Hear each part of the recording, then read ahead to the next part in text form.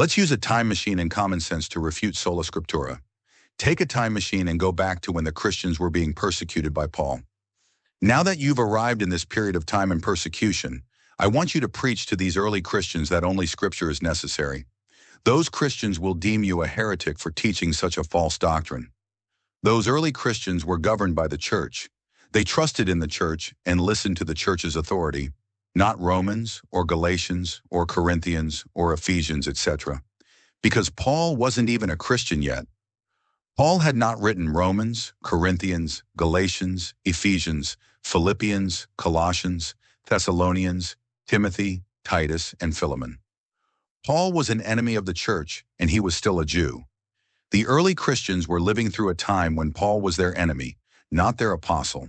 The church, which is the living authority, was the anchor for these early Christians.